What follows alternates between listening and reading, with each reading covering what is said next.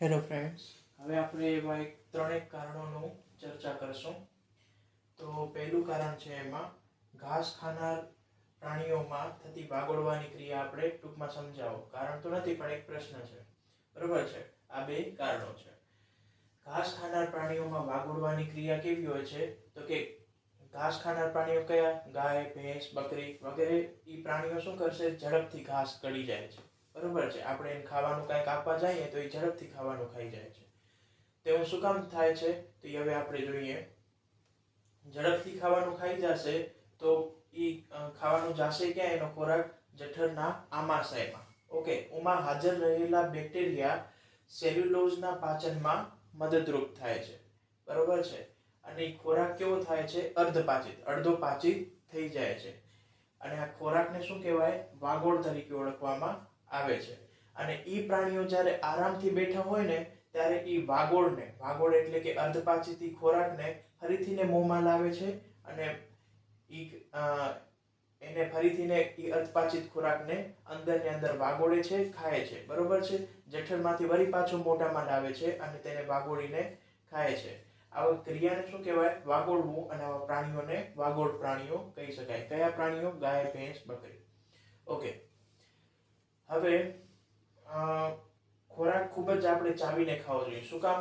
તો કે ખોરાક આપણે ચાવીને ખાશું તો એનો બારીક ભૂકો થશે, બરોબર છે. બારીક ભૂકો થશે તો એમાં લાળ પડશે.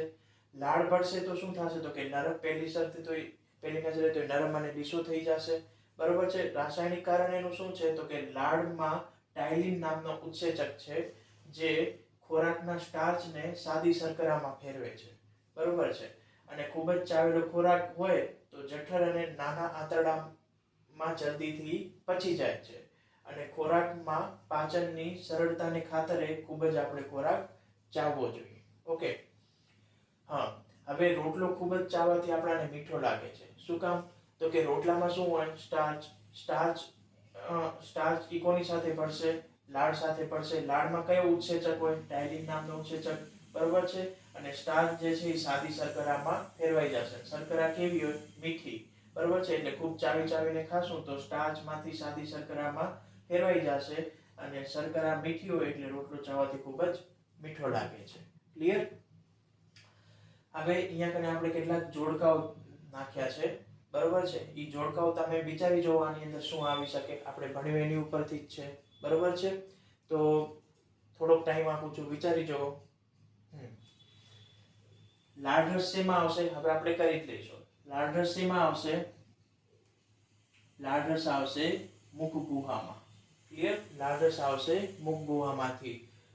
લાળ જે છે એ મોઢામાંથી સ્ત્રાવ થશે. પિત્તરસ શેમાંથી સ્ત્રાવ થશે? તો કે પિત્તરસ જે છે એ યકૃતમાંથી સ્ત્રાવ થશે. ક્લિયર? HCl શેમાંથી સ્ત્રાવ થશે? HCl વિચારો.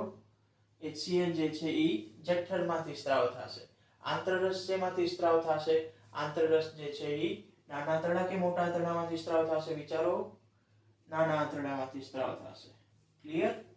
તો આ હતું આપણું ચેપ્ટર 2 પ્રાણીઓમાં પોષણ, જે ઓલમોસ્ટ અહીંયા પૂરું થાય છે. ક્લિયર?